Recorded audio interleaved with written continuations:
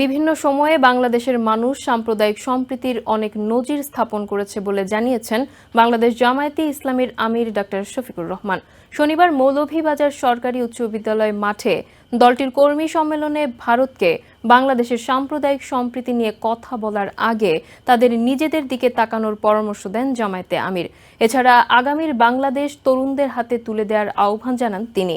এদিকে কুমিল্লার ১৪ গ্রামে যুব সম্মেলনে ৩ থেকে ৬ মাসের মধ্যে প্রয়োজনীয় সংস্কার শেষে নির্বাচনের দাবি জানান জামায়াতে ইসলামীর নায়েবে আমির ডাক্তার সৈয়দ আব্দুল্লাহ মোহাম্মদ তাহের।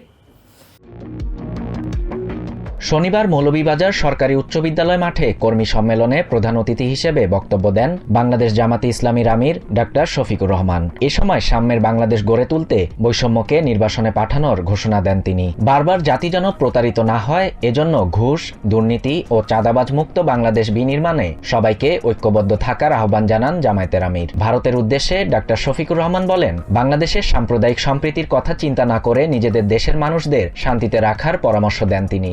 শেখ হাসিনাকে উদ্দেশ্য করে জামায়াতের আমির বলেন, নিজের দেশ ছেড়ে পালায় সন্ত্রাসী ও অপরাধীরা। যে দেশকে ভালোবাসে, জনগণকে ভালোবাসে, সে কখনো পালায় না। এদিকে ৩ থেকে ৬ মাসের মধ্যে প্রয়োজনীয় সংস্কার শেষে নির্বাচন হবে, সেটাই জাতির প্রত্যাশা এবং জামায়াতের দাবি বলে জানিয়েছেন দলটির নায়েবে আমির ডাক্তার সৈয়দ আব্দুল্লাহ মোহাম্মদ তাহের। শনিবার সকালে কুমিল্লার ১৪ গ্রামে যুব সম্মেলনে যোগ দিয়ে কথা বলেন তিনি। ডাক্তার তাহের আরও বলেন, নারীর অধিকার ও সংখ্যালঘু বিষয়ে একটি মহল জামায়াতের বিরুদ্ধে প্রতিনিয়ত অপপ্রচার চালিয়ে যাচ্ছে। জামায়াত নেতাদের পরিবারের অনেক নারী সদস্য ব্যবসা করছে, চাকরিও করছে। সংখ্যালঘুদের পাশে সবসময় আছে জামায়াত। আওয়ামী লীগের নৃশংসতার বর্ণনা দিয়ে নায়েবে আমির বলেন, শুধু বিএনপি জামায়াত নয়, আওয়ামী লীগ তাদের দলের লোকদেরও খুন ও নির্যাতন করেছে। Shahriar Shafa, TVN 24 news desk.